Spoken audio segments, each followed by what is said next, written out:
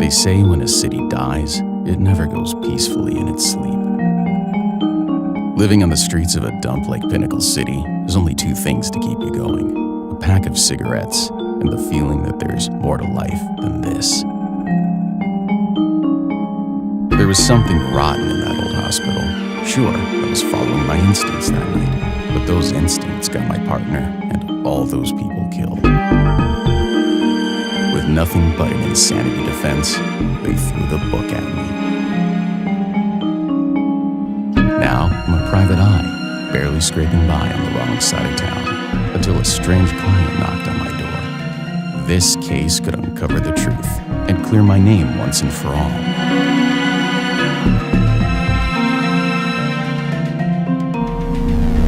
Pixel Noir, out now on Steam.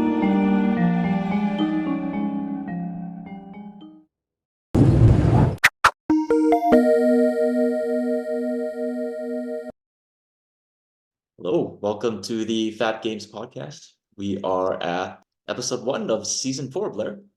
I can't believe we're still doing it. And I think we're crazier on what we're doing with Kids of Karendow as well, especially after today's podcast. I know we talked to SwdTech. SwdTech, we met with one of the graphic artists for it, and basically one of the designers, Len Stewart, and then there was Leo, who was their programmer, Leo Riverin. What did you think of this podcast, Gary? Wow, it's very eye-opening. I really liked how they went into their whole experience of launching their game, Pixel Noir. It's a lot of fun. It sounds like, based on the podcast, that their inspiration came from a whole bunch of different places. So you're gonna kind of get a mixed, like, it doesn't feel like a Chrono Trigger or a Lufia or I don't know, an Earthbound or anything like that. It feels like its own thing. Yeah, it's a detective game. It's a detective game. Uses isometric style artwork, and sort of 8-bit chiptune style music. And the story is actually really compelling, and that's usually what always gets me with a game. If it has a good story, I'll usually want to play it all the way through, and this game does. So I am definitely playing it all the way through because I actually want to know how it ends. That's awesome. What were your thoughts, Gary? Yeah, it was pretty cool. It kind of reminded me of kind of detective games I played on the Nintendo.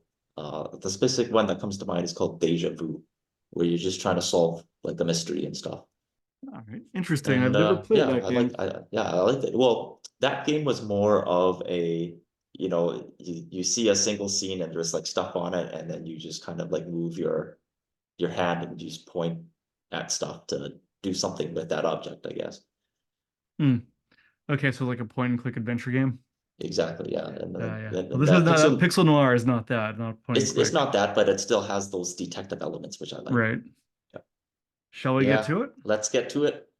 Leo, Len, welcome to the podcast. You are the creators of Pixel Noir, which just launched on Steam, and that is pretty freaking exciting. So, Leo, Len, okay, so you have to tell me how to pronounce the name of your company. Is it SwdTech? Is that like the intent? SWD? Yeah. So SwdTech, that's like the abbreviation for the Final Fantasy VI Cyan ability that we kind of like ganked as our that's so awesome. Company name. Yeah. Nice. Okay, that's cool. So you guys, as I just said, created Pixel Noir. But we'll start with your introductions. Why don't you tell us a little bit about yourselves? Leo, do you want to go first? Sure. Yeah. So I do quite a bit of things besides being a game developer, which takes up a majority of my life. Besides, day job, game developer, side job, game developer. I also do Ninja Warrior, so I'm also an athlete. Actually, I have to, after this interview, I'm going to be heading out to a competition, so that's going to be pretty fun. I also play music, so I play drums, I play guitar, piano, and I sing too. I love karaoke. What else? Oh man, there's a few other things I like dabbling into. Oh, I like cosplay too. I'm kind of all over the place. Sometimes I don't really know exactly how I kind of fit it all in with with sleep, which have Yeah, kind of man, been that's a lacking, lot. lately, just due to all the support and everything that's been coming in from the game. But yeah, that's me. Len, how about you? Uh, Pretty much like for the last 10 years or so, Pixel Noir has kind of been my life. I mean, other than that, I go to work. I have a day job. I'm a graphic designer for a refrigeration, like industrial refrigeration company. And I have a girlfriend. I have a dog. I have parents that I take care of because they're aging out. And that's kind of me. That's it. Well, so how long have you guys been making games? Yeah. For me, I've been in the industry, let's see, for more than 15 years. So pretty much right out of high school, I've known exactly what I wanted to do for the rest of my life since like middle school. So I feel like I've been in a pretty lucky position to kind of fall into like being a game developer and a software engineer. I've taught myself programming in high school. So right after high school, I sort of had 4 years worth of like personal education in a way, and I sort of built up a portfolio. And so I started working as a software engineer right at 18, and then maybe like a year or so later, I got my first game development job. And ever since then, I've kind of been bouncing around in the gaming industry, doing various games, various apps on different platforms and everything. And then I got into indie development maybe in 2013, I want to say. So even as an indie dev, a little bit more than 10 years now. There's a lot of Yeah. parallels, I would say, between your story, Leo, and probably what Gary and I went through. And Len, how about you? Well, I've been in the gaming industry probably since I was like 17. I worked on a little game called Mercenaries of Estonia, and I did a lot of graphic design for them. It was kind of like Pixel Noir's graphics. It was very much like isometric, 3D renderings and stuff like that. And then and then I went on to like do like other graphic design stuff for advertising companies and things like that. I went to college at University of the Arts in Philly, and I got an associate's degree in graphic design. And I've just been doing really graphics and stuff like that, like basically as far back as I can remember. So, I got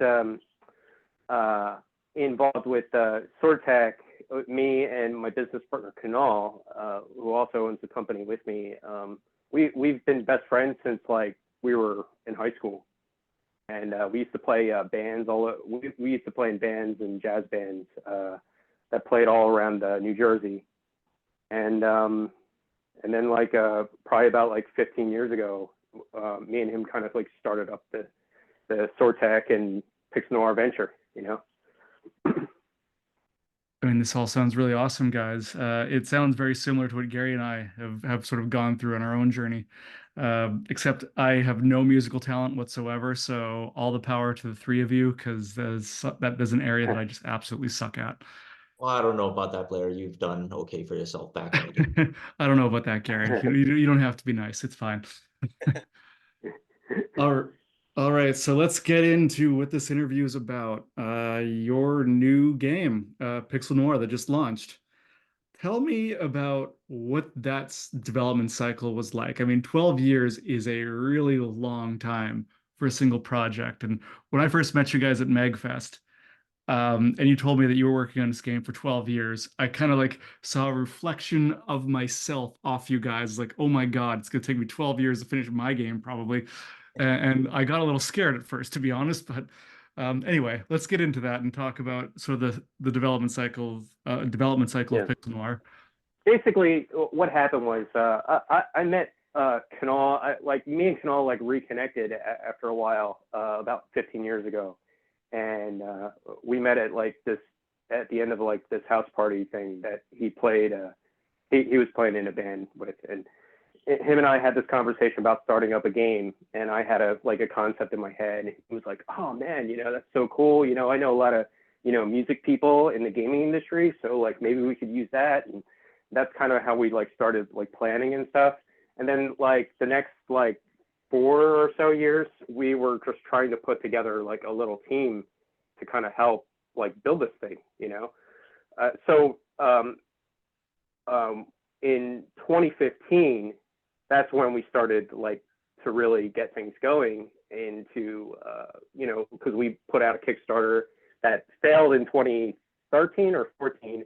And then we launched another one in 2015 that succeeded. And Leo joined us about like 2013, and he's been with us since. And that's kind of like how we started. But like, you know, the last 10 years, like, you know, since we were successful in the Kickstarter, there was a lot of like ups and downs that we had to kind of navigate through. I mean, we didn't really, like me and Karendow, I don't think we really knew anything as like actual game developers of like what the hell we were doing, at least for the, you know, the first like 5 years, you know. And then like after that, we actually started like, you know, getting better at certain things and kind of mitigating certain tasks and figuring things out. And I feel like Leo's definitely been with us along the way for all those bumps in the road. But, you know, and plus we all have day jobs, you know, it's not like we made this, you know, a 24/7 gig for all of us, you know. I think we probably would have finished maybe 4 years ago if that was the case. But yeah, I mean, you know, that's just kind of like the general scope of. So it started out as a passion project. Then. It did. Yeah, it did. Absolutely. And it's kind of still is, you know, it kind of is a passion project for us. And how many, you know, the concept really came out of like, you know, how come no one's really made like a detective RPG based in modern day? You know, that was really the core idea, like, you know, and they don't really have too many modern day RPGs. You know, you got Earthbound, you might have like Shadowrun or whatever we get compared to nowadays, but it isn't anything to the point where like you actually have like all these elements in a modern day-ish RPG, you know. Right. So why did you then decide to do this sort of like a detective RPG? Because I mean, I got a bunch of sort of weird different vibes on sort of where where maybe certain inspirations came from. Like I did not get like early 16-bit console game from this at all. I kind of got more like PC game from like the early days of when PCs were trying to do what like 8-bit and 16-bit consoles were doing. Well, I kind of think like it really just kind of came from that a detective kind of lends itself to more of a modern day theme. And so taking that kind of genre and, you know, mixing it in with kind of a redemption arc kind of story really kind of lended itself to what we were creating. I hope that answers your question. Well, I guess in terms of the aesthetic and of the game, like isometric, 16-bit style pixel art, and really sort of 8-bit style chiptune music. Yeah. So so what I was going to say too is the 16-bit thing was like the thing that we were shooting for. Like my business partner, he's always like, make it like Chrono Trigger. That's like his catchphrase for like literally the last decade we've been working on it. Make it like Chrono Trigger. Make it like Chrono Trigger. And I think everyone says that for an indie RPG now, by the way. Yeah, I feel like they've been saying it probably for the last decade too. So like, you know, and we took some elements from that, but I also kind of like divulged into like my gaming library in my brain. You know, like I've played many RPGs, going all the way to text adventures and with like Return to Zork or like Monkey Island, the old Monkey Island games.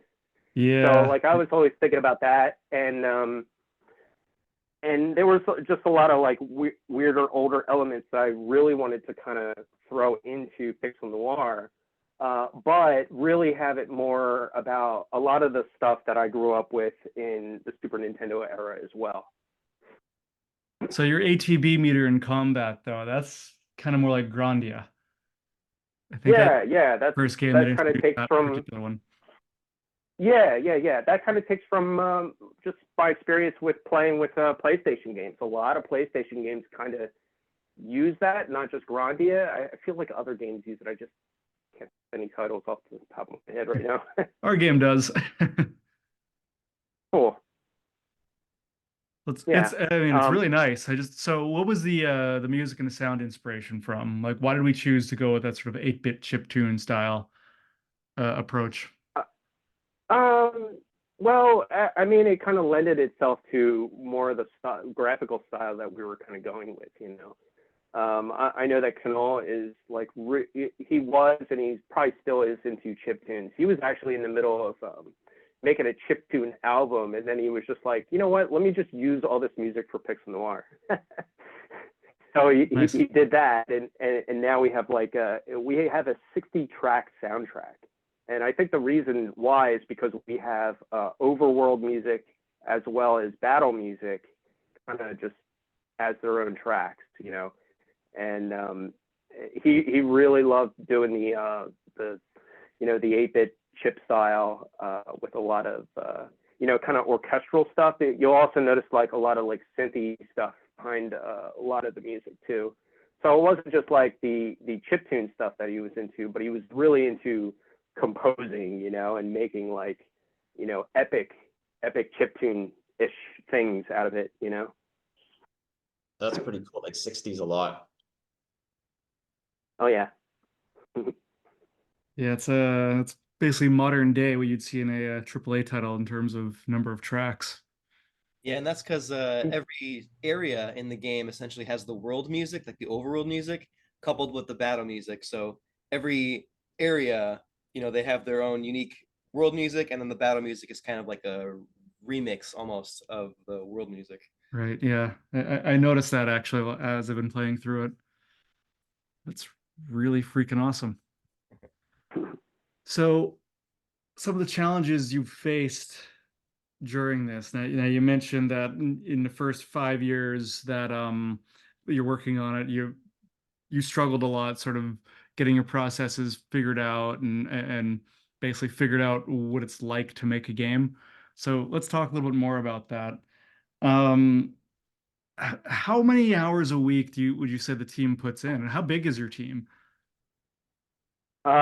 Well, we have a lot of like contract people who were like kind of in here and then they're gone, you know. Right. But like we have our core people too. It's me, Leo, Kanal, are like kind of the head of the spear, and then we got like other people who helped us put in like, you know, different events and wrote the story, you know, put in the environments for us, and they're still on the team, you know, but they're like just kind of like a lesser degree as we kind of like went on, you know. But they've been building this since we started, basically, with us. The story end of it, you know, we kind of contracted someone who worked with like, I'm thinking the name right now. Oh yeah, Cartoon Network. Oh, really? Yeah, and she worked there for like a long time, and not only that, but then she, you know, she was also, I think she knew Kanal through something else that Kanal did for like music and film, because that's what he has also a background in. He was doing music for like film and stuff like that. And they were talking about this project, and that's how she kind of got on, and she wrote like an original whole script for us. And Oh, wow. and then I basically edited it over the years to what it is today. But yeah, she was the original story writer for us. And yeah, I mean, that whole thing was like crazy, just getting that together. It turned out to be like almost written like a movie script, you know. And that's actually really how, like, I loved how this came together. It came together more like a movie instead of like a tropey RPG, you know. And yeah, so the dialogue is basically, really well written. It does sort of give me a feeling that I'm watching a movie when I'm playing it in that respect. yeah. And you know, to get back to the team too, like you know, we have, I think, a total, I mean, for all the people who've worked with us, maybe like 15 people. And then like maybe half of us are like core and still working on this today. And then that's it, I guess.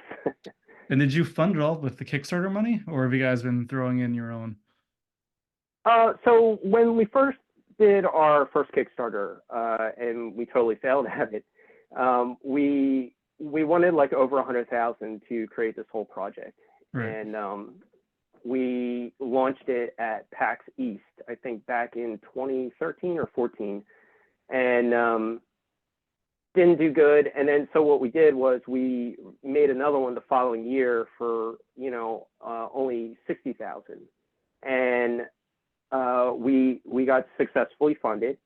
And then we kind of started from there to kind of like build out, you know, the rest of our team, like getting, you know, our sprite artist was kind of just like doing it for fun. But then we started like paying him, and he started making stuff for us. And that turned out to be really great. We also commissioned, you know, for the cutscenes that are between the chapters in Pixel Noir, we commissioned well, yeah.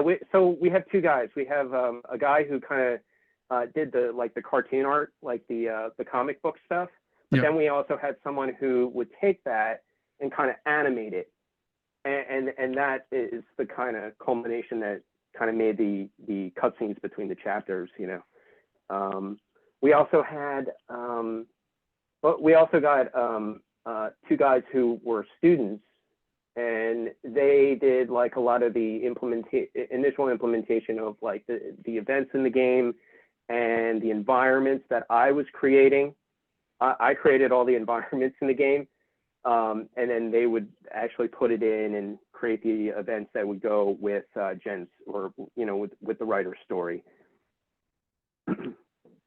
So Leo, how has it been for you then? You came in a few years after the project started. Yeah, I think I came in after the first Kickstarter, like maybe pretty much immediately afterwards.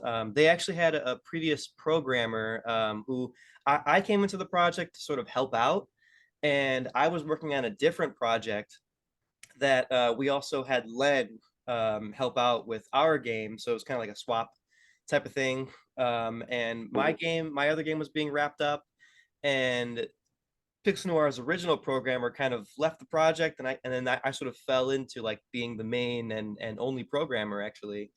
So that's sort of how I kind of became like the tech lead then. And it's been it's been a lot of ups and downs. I didn't really have too much indie dev experience at the time, so like 10 years ago, yeah, my programming experience was kind of okay, at least like looking back. There's definitely a lot of things I've learned since then. I've never programmed an RPG before this, so like there's a lot of things in the data, especially in the data, that like I had to learn. The cinematics and the events that Len was just mentioning, there have been several iterations of like, how do we write this sort of tooling so that I'm not coding out every single animation, every single event, and event trigger and everything. How can we put that in sort of a tool that like everyone else can have access to be able to create and manipulate and everything? And those tools have gone through several iterations. So there's like a cinematic sequence editor that's node based. So like each node is essentially an action.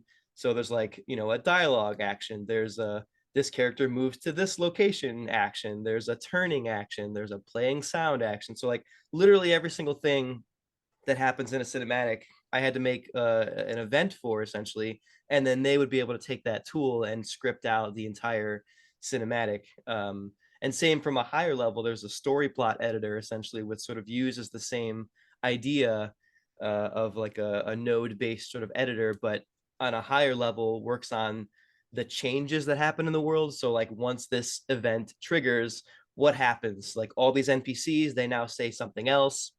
There's certain blockers in the game that are no longer there, so we open up the world a little bit more. And yeah, for being able to balance this with my day job, that's been oh my god, like lots of ups and downs for sure. And yeah, like Len said, like if we didn't have day jobs, this I definitely would have been done a lot sooner. Right. For me too, There have been times where like I couldn't work on the game just because I had like deadlines at work. I, was super stressed and like would have to work late hours and wouldn't have the capacity to work on Pixel Noir for like a couple days, sometimes a couple weeks even. So that's been pretty tough to deal with throughout the entire project. And on average, how much time did you guys put into it, like on a weekly basis then? For me, I mean, that's a little hard to even estimate because, like, yeah, I would clock out of work maybe sometimes like 6 or 7 p.m. And then from then on, I would work on the game till like sometimes midnight, sometimes like 3 Oh a.m. my God. Yeah, and sometimes it wouldn't be every day either. Yeah. But like, yeah, from those hours, that those do add up pretty quickly. Yeah, I mean, I don't know. I couldn't stay up to 3 a.m. working on the game. Like my brain would be mush like by the time 11 p.m. Was there showed even up. time in there for meals? Yeah. So my meals are called Soylent. I don't know if anyone's ever heard of that Oh, before. yep.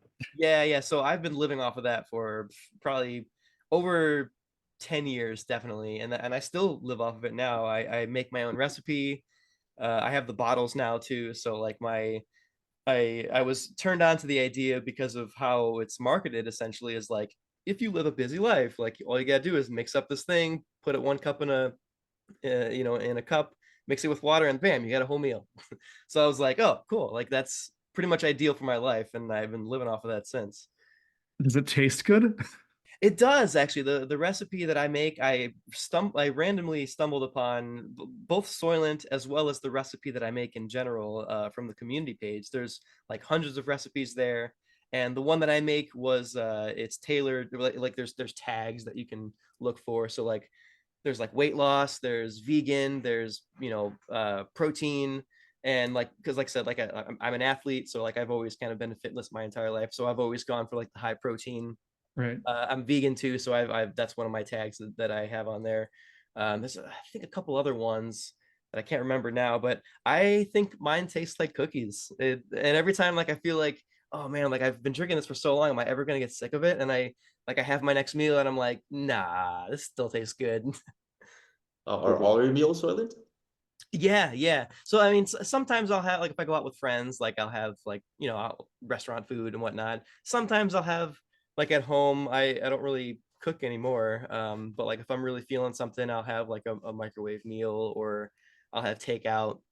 I usually snack on like fruit and I have protein bars and everything else. But yeah, my main meals are generally Soylent. This might be a little bit more off topic than video games, but like, how does that, is that all good for your health and everything? Like, Yeah, I think it is. At least I've gone to doctors, get checkups and everything, and like my fitness, I'm still getting stronger. I'm still getting better in Ninja Warrior and everything, and nothing's really been affected. all right, well, all the So power to you then. I think I'm on the right track. At least I like to think so. And how about you, Len? Any sort of interesting lifestyle adjustments you've made to sort of get the game done? Um, well, when I started, I was working for one place, and then that place actually shut down. So I was unemployed for like the middle 5 years of this project, And in those years, I worked like 8 hours a day on the game, and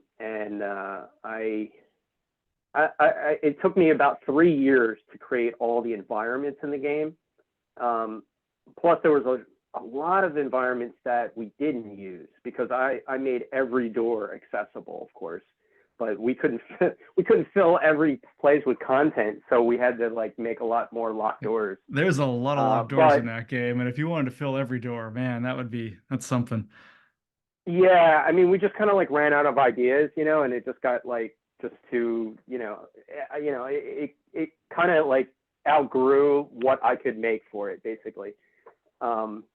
But like, and that was kind of it. I kind of made this like my job for like 5 years, and then about So was money tight in that 2019. 5 year period then, or was it a little difficult? Because 5 years is a long time. No, you know what it was is that I was taking on like little freelance jobs every once in a while, like I would do graphics for, other indie dev studios, and like, oh, you need tiles for this. Okay, no problem. Boom, boom, boom, boom. You got Gotcha. it. Give me the cash. Cool. I even did like graphic design for like colleges and things like that, you know, because they wanted freelance people because they were just easy to pay and then have you go away, you know. Right. And then I'm also half blind too. Like I have a visual impairment, so I also don't drive. So that also allows me to get money from the government every month. So that also is very helpful. So money wasn't all that tight during those 5 years. And then like when I got my job in 2019, by then like things kind of slowed down on the project, at least as far as my involvement. But from then on, I needed to really like test or really make sure things were working good and feeling good in the game. But it didn't require me to be on it like 8 hours a day. It kind of went from like 8 to 5 hours a day, you know? Okay. And yeah, I don't have any weird like food proclivities or anything like that. So, you know, I like sushi. You know, I like going out to eat a lot, you know, that's kind of like my thing. I think a blind graphic artist is actually kind of, you know, a thing in itself. So that's something.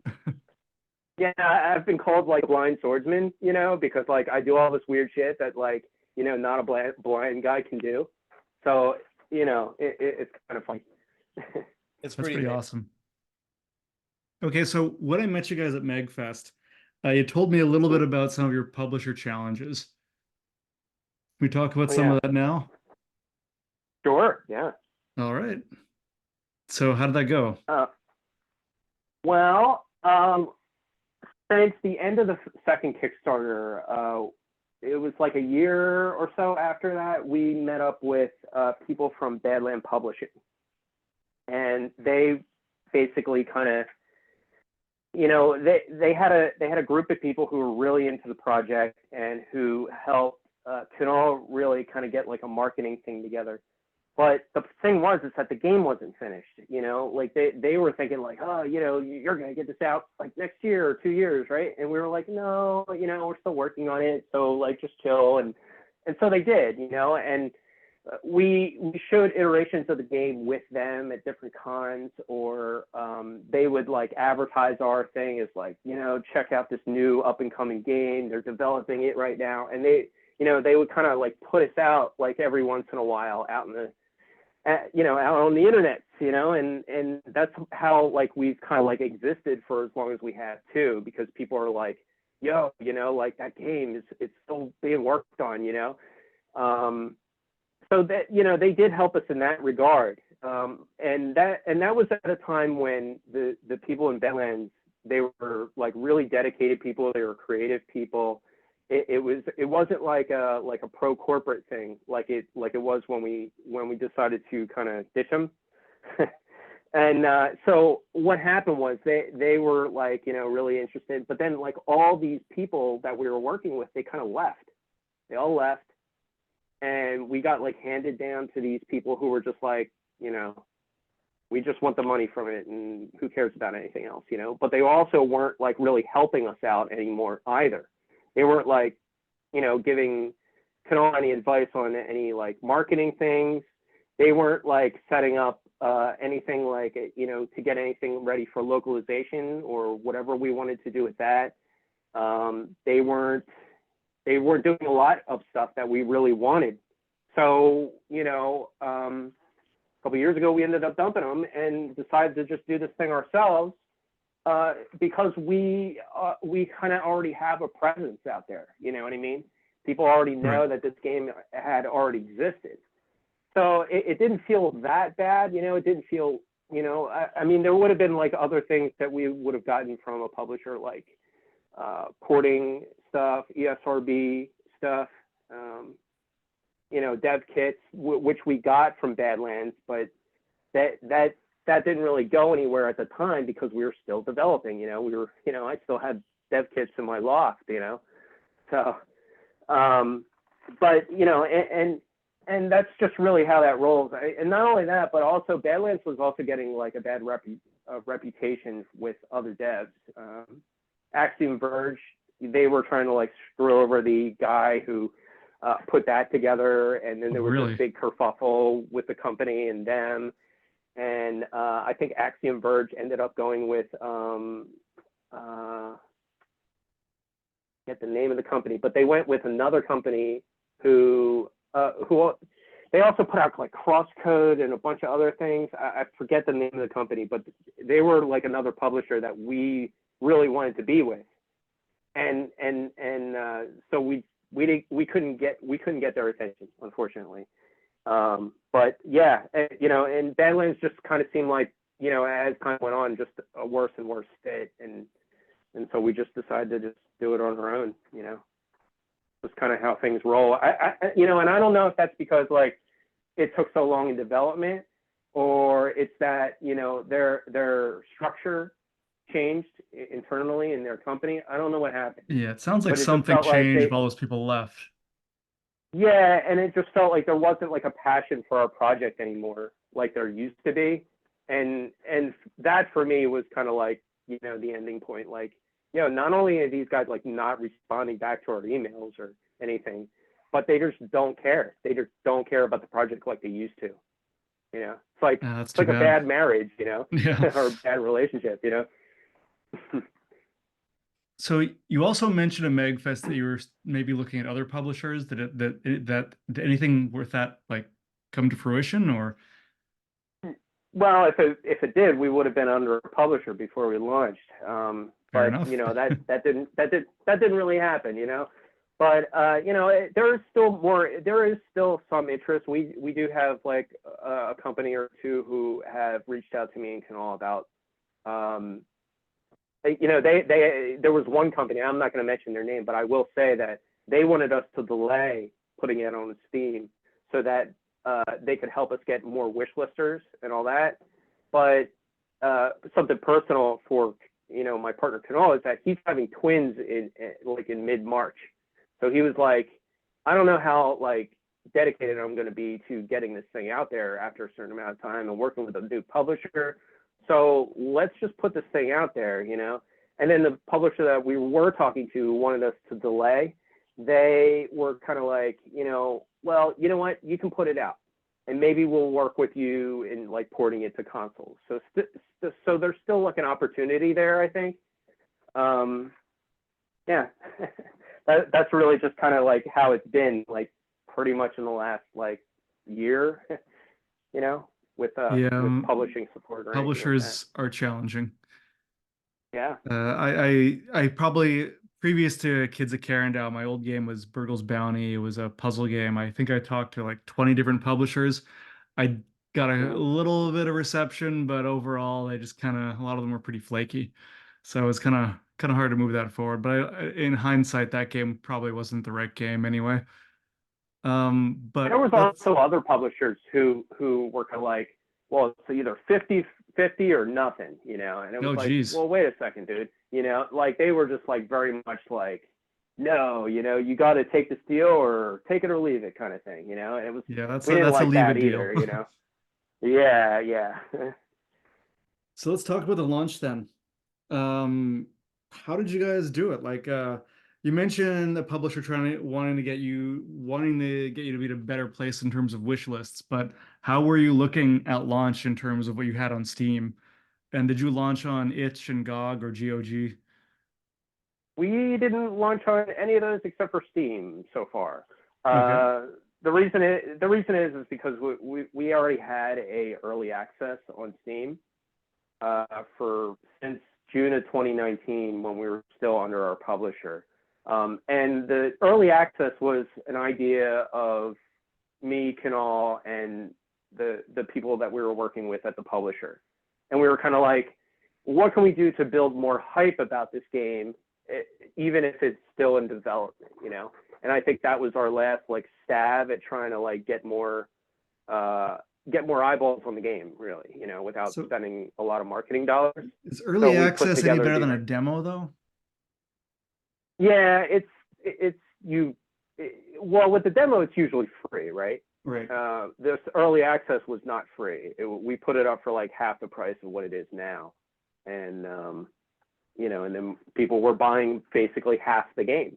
They could play half the game and spend half as much as they would on the full game. But then like if they bought it, that would also give them access to the full game later, Right. which, you know, which people were happy to like buy the early access, play it, and then like wait. And then like, you know, when we put it out last week or on the 8th, it was, you know, people were like, oh man, that's awesome that you guys are like giving it to us for free since we already bought the early access. I mean, I feel like that's like only fair, right? If you're going to stick with like a game for that long, I feel like we should kind of reward them for being cool, you know? Yeah.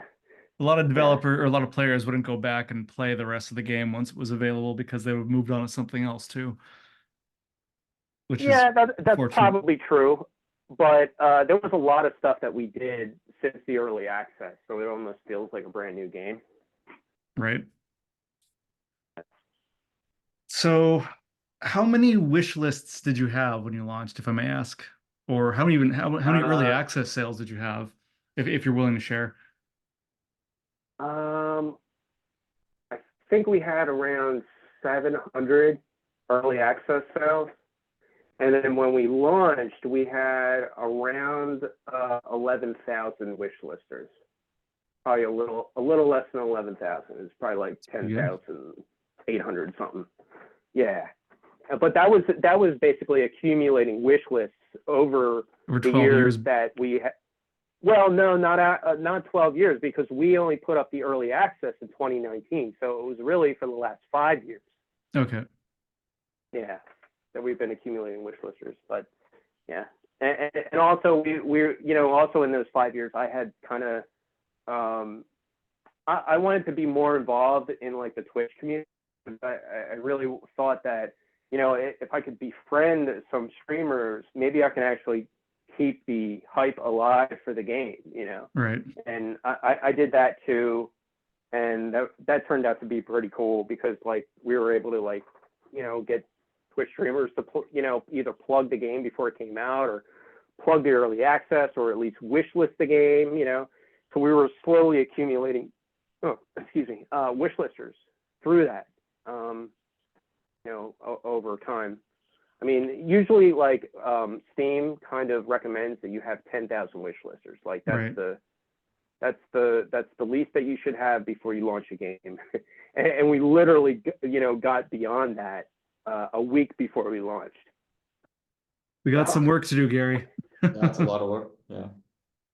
It is a lot of work, yeah. I mean, especially like for an RPG, but like even like any game really, you know, to get the hype out there enough, that takes a lot of multi-pronged things to do. Like we were doing cons even before we released the game. We would just go out there with a demo and be like, hey, play our game, you know, and follow us or whatever on social media. You know, this was before we even had a Steam page up. And then like people would also do like articles about us. You know, we had PC Gamer, we had RPG Fan. Oh wow, those are big. We also big sites. Yeah, and they would just pick us up because we were at these different cons, and you know, we were at PAX a few times, and you know, and that also really helped us out, stay out there in the ether too. But all that is like multi-pronged approaches. You know, you do the cons, you do the social media, you do the Twitch stuff. You know, you might leak a little bit of a demo on Steam for people to check out. In hindsight, I actually kind of wish we didn't do the early access and just put out the full game, because like the you know, the hype would have been built up more, rather than saying, you know, rather than blowing the hype on a demo or an early access, you know what I mean? And maybe cutting our fan base down. I feel like that's probably what happened. You know, people got a taste of the game before like they could even buy it really. And it kind of like maybe, you know, soured it a little bit, but it at least kept it out there in, you know, the internet for people to like, you know, oh man, this game looks freaking awesome. You know, I'm going to wait until it comes out. And, you know, and I attribute a lot of the wish listers we got to that hype, you know. But yeah, I mean, if you're looking to put out a game, you got to do the multi-pronged approach thing, and Right. you probably got to spend a lot of your own money doing it, I know me and Karendow definitely did, and hey, Leo too, man. He's been definitely contributing, and That is even on that's top of like even on top of like the Kickstarter money that we had, we still had to Right. put in a lot of our own Yeah, money. I can believe it. That's some good advice. So, what has the reception been like since launch? It's been 2 weeks. How have things been going? Well, it's funny because I get a little frustrated by like people's reactions, because it's like, oh man, you have a great game. I love this. I love that about it. But you have a lot of bugs, so I'm gonna give it a bad review. And that like bothers the crap out of me. I know Leo has thoughts on this too. So. Yeah, and I mean, there hasn't been too many bad reviews. That's a majority positive reviews for sure. So that's been good to see. But yeah, it is a little. I mean, we tested the hell out of this game. So as much as we could with just internal testing, we thought that it was as stable as possible because Len was playing the game pretty much every day. Like, hats off to Len, honestly. Yep. Like, I don't know how many times. I don't think I could play the game that many times as much as Len has done. Just like, yeah, continuously from the beginning, playing through the game and then letting me know any bugs that happened, and I would fix them, and then he would play the game again. And yeah, we made it as stable as possible. But yeah, apparently, when launch actually happened, people, of course, outside of internal, because we know the game as much as we, because we're the devs, Yeah. obviously, people are going to do things that we have no idea, and they're going to do things in different timings. They're going to do things in different orders, and not quite a few, but like a decent amount enough of things have still come up enough to be noticeable.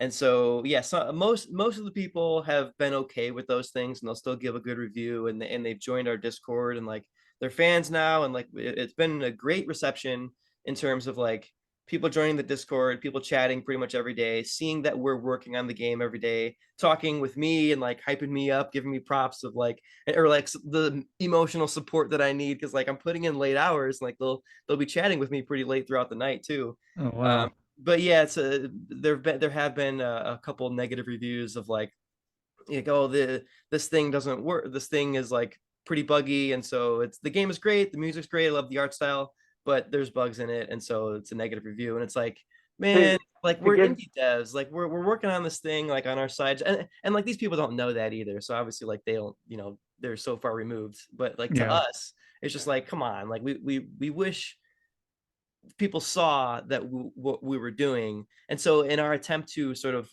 combat that is like, I've been responding to those comments. Len has been, and Kunal has been responding to those comments, like saying like, hey, we really appreciate you playing our game. Thanks for the feedback. Thanks for reporting all these bugs. Come join our Discord. Like, we have a channel in there, bugs and feedback. So you can let us know what's happening. You can send us our log files, and we'll get this done, as quickly as possible, so you guys can have a good experience. And there actually have been quite a few people that have joined the Discord because of that message, and have flipped their review from a negative to a positive, Oh, because that's nice. either we've fixed the bug that they're looking at, or actually one guy in particular, the issue he's been encountering, which is my latest thing that I've been working on, which is kind of taken a few days. So like I have been putting out updates every day, like I have been since the beginning. He flipped his from a negative to a positive just because he said that the devs have been really receptive to the bugs, and they're chatting, and they're really working on it. So we're gonna give this I'm gonna give this a positive review. So that's been really cool. To also add to to give you guys some more perception on like the testing process, like I pretty much played the full game all the way through once a week for probably the last 3 years. And during that time, I would just keep polishing things that I thought that needed to be polished, or fix things that were broken. We also had 2 rounds of QA testers. Like, we hired our own QA team. I forget the name of the company, but they were super helpful, the last people that we had, and they were really good, and they were very thorough in giving us step-by-step things and all that. We also had a small round that was farmed out by our old publisher. And that didn't really get us all that much. I mean, there was a lot of like aesthetic stuff that they were pointing out, which is not a bug, you know, it's like your opinion, man. So, Well, Blair knows all about yeah, that. so, Yeah. and not only that, but like, you know, the QA process, I would think for any RPG is monumental, like huge, right? It's not like you're making something that's like a chess game or a Mario game or anything like that. You actually have to think through everything a player is, how they're going to react, what they're going to do, you know, if they're going to hug walls a certain way, if they're going to do this or do that. So you really got to test for every single little edge case, as Which Leo is knows basically too, impossible. you know, like, yeah. Well, it's a lot. I mean, we have Monumental almost effort. we have almost 10,000 issues that we've fixed. Holy crap. Probably, yeah, probably in the last 8 years. Yeah. You tracking that on like a Jira or a Trello or something, or? We're tracking that on a Google Doc. Oh, wow. Yeah, it's like a spreadsheet for Google Doc. Yeah. Yeah. Wow. Is there anything you would have done differently? I don't know. You know, the thing is that now that I have like a lot of knowledge about this whole process, I probably would have like maybe have tried to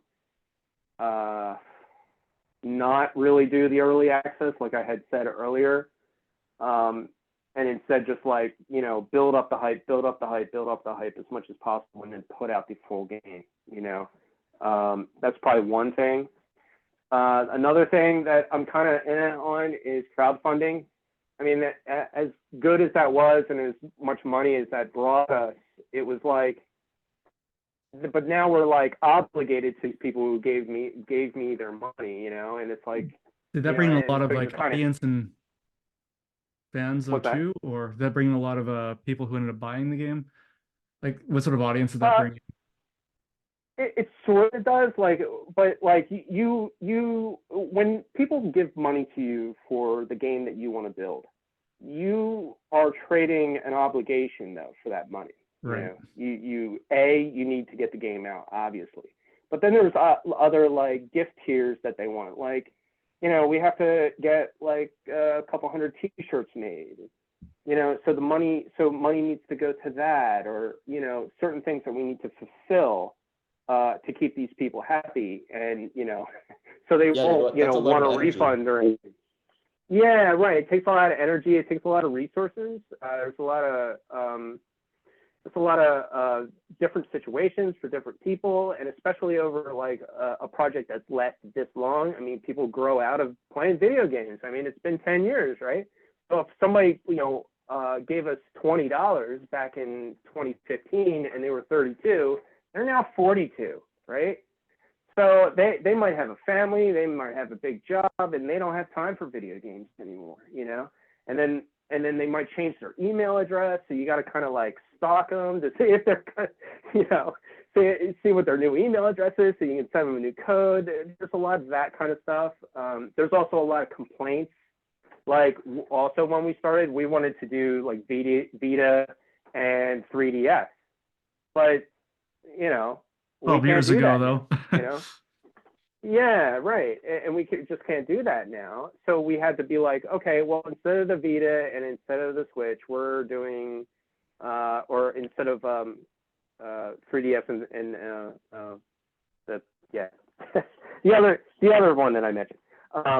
You know, you actually have to, you know, kind of give them another platform to jump to, basically. You know what I mean? So if you're not going to have Vita, then it's going to be the Switch, or it's not going to be a 3DS. Well, we're going to put out a Steam version. Do you think you want that? You know, and so you kind of have to you know, build it up with them. Plus, you know, some people will ask, you know, oh, you know, can you change my platform to this or this or this? You know. And that'll happen. That has happened over the years, you know.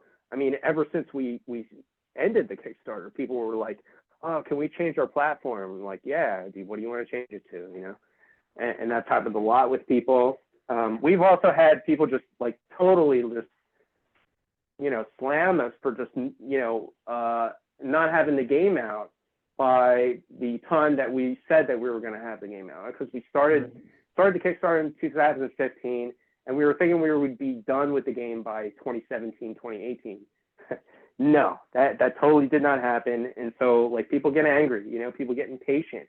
There's a lot of impatience, because they're like, well, I spent $20 back in 2015 and I expected it to be out in 2018, where's my $20 going, and blah, blah, blah, blah, blah, blah, blah, So, while it kind of like helps hype the game, it also kind of tethers you to an obligation to these people that, that you wouldn't normally have if you just kind of, got an investor involved or something like that, Right.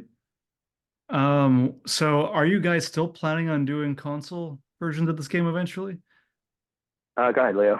Yeah. So, well, I also want to mention things to do differently, but I'll come back to that. Sure. Yeah. But yeah, consoles, that's probably going to be a me thing. Unless we get a publisher to help us out with that, it's going to be me trying to find a way to get one of the dev kits and then porting it, on my end. Yeah, working through any code issues, any graphical issues.